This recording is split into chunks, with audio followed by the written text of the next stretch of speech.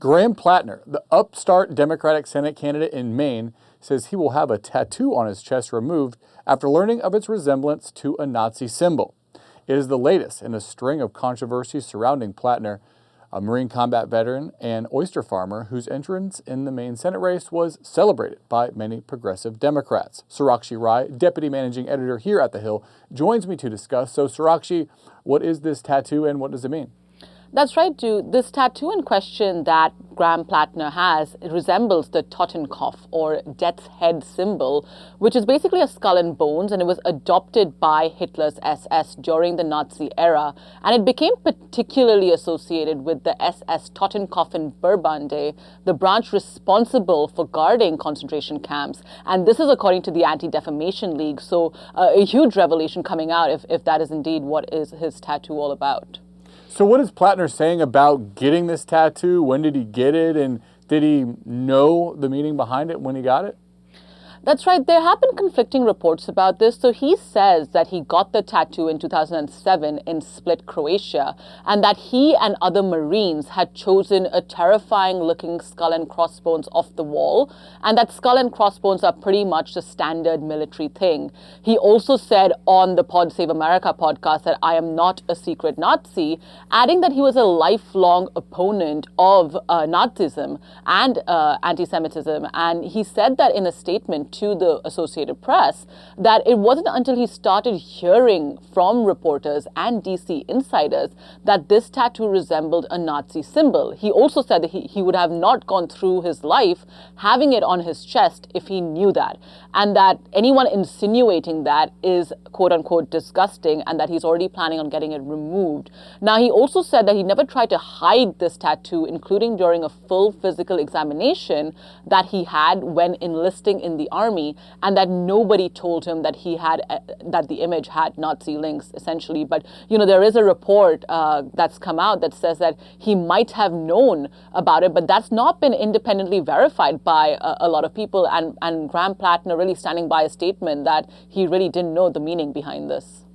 Yeah, and this comes after some past posts on Reddit were uncovered. Platner referred to himself as a communist and called police officers bastards. He's been endorsed by some very prominent progressives, including Bernie Sanders. Are progressives going to stand by him? That's right. One of his strongest supporters on the Hill is still not wavering on him as of yet.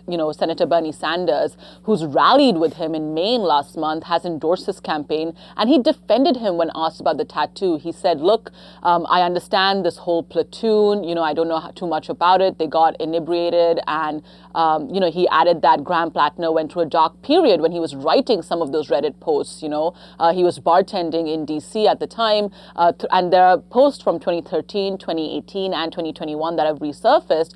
And Bernie Sanders really adding that Graham Platner went through a dark period, and people go through that. And he has apologized for the stupid remarks and the hurtful remarks that he made. Bernie Sanders also adding that he's confident that he's going to run a great campaign and that he's going to win. So far, really sticking by him.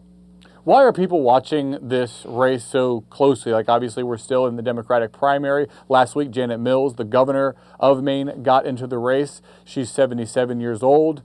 Wondering why this is such a closely watched Senate race. That's right. Given the breakup of how the Senate is right now, there is a significant interest because they see the seat as a toss-up. And all of these candidates are running against Maine's longtime Senate Republican, Susan Collins.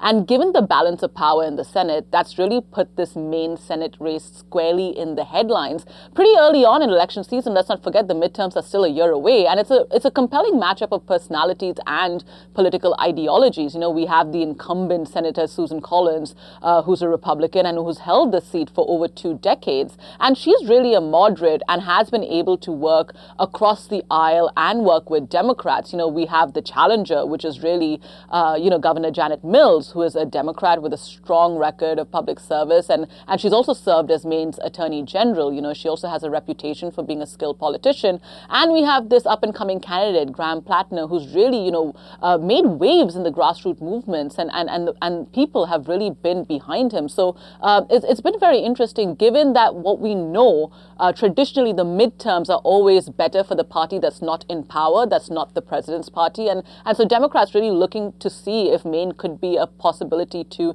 grab a seat from the Republicans, Drew. Also kind of shows the generational divide inside the Democratic Party that's been highlighted a lot recently. I wanted to ask if you think this is kind of the reality of what's to come in our politics as younger people who kind of grew up in the digital age come into politics and run for public office and end up having to answer for embarrassing things that they've done in the past that, maybe once were completely private, but now are documented in online forums and even, videos and pictures that people have from their past. That's right. Drew, we see this situation in both parties, and that line is constantly shifting. We saw with the GOP group chat scandal in New York, where young Republicans who had made those posts were immediately let go of their positions by, the people who employed them. And essentially, they have been really, put through the ringer for what they said in that group chat. And now we have these comments coming up.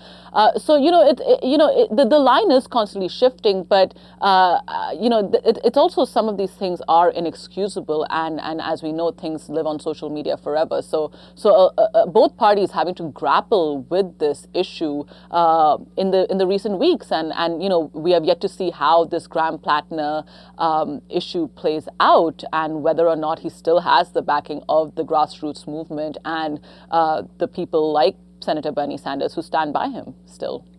Yeah, I have a feeling we'll probably see more instances like this of controversial past comments and statements and pictures being, being dug up in political campaigns. But for now, let's leave it at that. Sarakshi Rai, thanks so much.